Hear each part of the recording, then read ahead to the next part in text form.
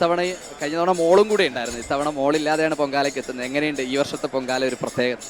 പ്രത്യേകത എന്ന് പറഞ്ഞാൽ എല്ലാ വർഷവും പ്രത്യേകത നിറഞ്ഞതാണ്. വളരെ എന്താ വെച്ചാൽ എനിക്ക് തോന്നുന്നു ജനങ്ങൾ കൂടി വരികയാണ്. അപ്പം ആൾക്കാരുടെ ഭക്തി, ആൾക്കാരുടെ വിശ്വാസം കൂടുന്നു. അപ്പോൾ കണ്ട് സന്തോഷമാണ്. ഇത്രയധികം ആൾക്കാർ എവിടെ നിന്നെല്ലാം ലോകത്തിൻ്റെ നാനാഭാഗത്തു നിന്നും വരുമല്ലേ. അപ്പം അവർക്കൊക്കെ വന്ന് ഇവിടെ ഇടാനുള്ളൊരു ഭാഗ്യം അമ്മ കൊടുക്കുന്നു എന്ന് അറിയുമ്പോഴത്തേക്കും വളരെയധികം സന്തോഷം.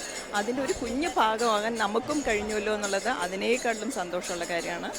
അപ്പം ഒരു വലിയ വെച്ചാൽ ഇങ്ങനെയുള്ളൊരു എന്താണ് സ്ത്രീകളുടെ ശബരിമല എന്നല്ലേ അറിയപ്പെടുന്ന, ഇവിടെ വന്ന് ഇതിൽ പങ്കെടുക്കാൻ കഴിയുന്നത്, ഇതിൽ ആ ഒരു പൊങ്കാല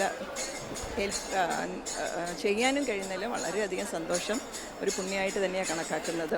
ചേച്ചി ഇത്തവണ കഴിഞ്ഞ തവണയും പായസം ശർക്കര പായസമാണ് അമ്മയ്ക്ക് നേരിക്കുന്നത്, എല്ലാ തവണയും ഇത്തവണയും ശർക്കര പായസം തന്നെയാണ്. അത് തന്നെയാണ്. അത് കൂടുതൽ അതിൻ്റെ അപ്പുറത്തേക്ക് പോകാനുള്ള ഒരു ധൈര്യമില്ല എനിക്ക്. എന്തായാലും പൊങ്കാല ആശംസ എല്ലാവർക്കും നേരുന്നുണ്ട്.